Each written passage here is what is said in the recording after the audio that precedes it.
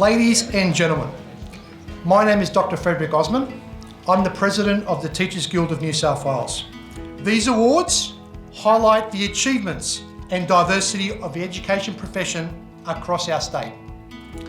Our awards program this evening will honour outstanding colleagues who've made a significant contribution to the following 2022 awards.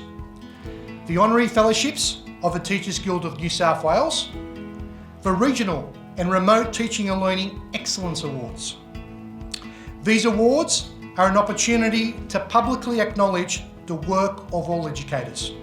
It gives me great pleasure to announce Honorary Fellowships of the Teachers Guild of New South Wales in recognising outstanding educators who have made major contributions both within their mainstream sphere of work and more broadly across the profession. Professor Sam Blay is a worthy recipient of the Teachers Guild of New South Wales Honorary Fellowship Award.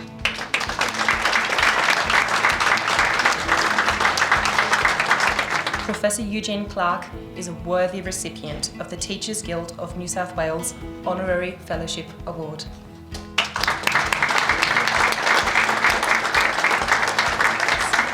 Professor Manjula Sharma is a worthy recipient of the Teachers Guild of New South Wales Honorary Fellowship Award.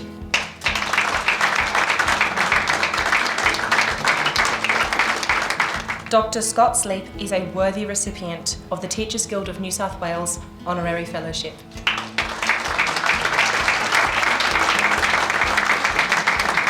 Mr. Timothy Watson is a worthy recipient of the Teachers Guild of New South Wales Honorary Fellowship.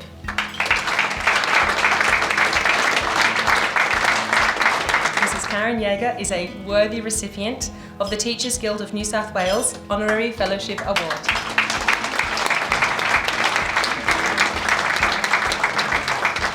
I would now like to ask Mr. Simon Withers, ANZ UK New South Wales State Manager, and Mitch Jones, ANZ UK Team Leader of New South Wales and ACT, to come forward and present the Regional and Remote Teaching and Learning Excellence Awards to our award recipients.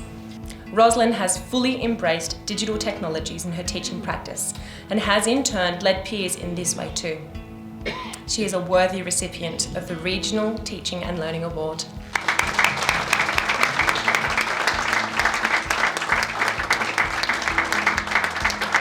Thank you. I'm very honoured. Thank you so much for your time tonight and for what you just spoke about. It has been challenging being in a regional school. I'm sure you have experienced that during COVID here as well, but definitely in regional, Armidale, Tamworth, Gunnedah, places like that, they have been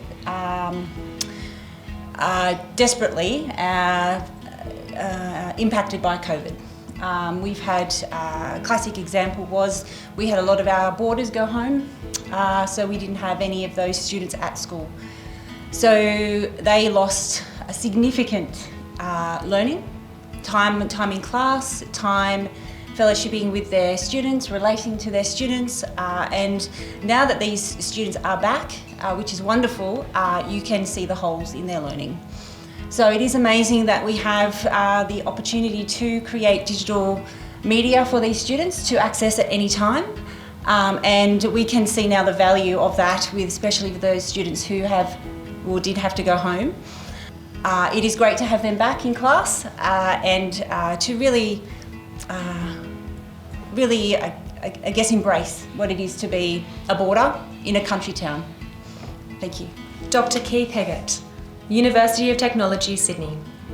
Dr. Keith Heggart is an early career researcher with a focus on learning and instructional design, educational technology and civics and citizenship education. He is a worthy recipient of the Remote Teaching and Learning Excellence Award.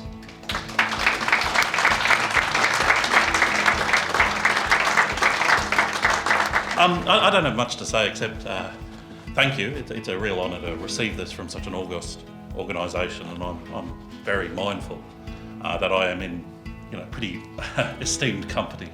So thank you for that. But I do want to share one minor reflection that came to me when I found out I won the award. And I have the very great privilege and the very great pleasure of speaking to teachers and educators from all over Australia almost every day, and I love it. It's the best part of my job. But what struck me was how seamlessly, how efficiently, on the surface at least, and how productively they transformed what they were doing when COVID struck. And I know there was a lot of chest rending and angst and grief, but they did it.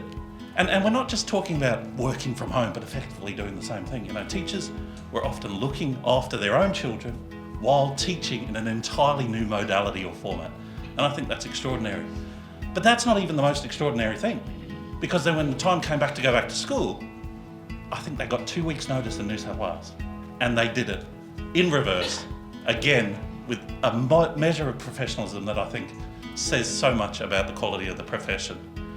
And that's not even the most amazing thing, because the best thing that I've seen is that teachers are now using everything that they've learnt through those online processes to work out how they can get the best of both worlds and further improve the student learning experience.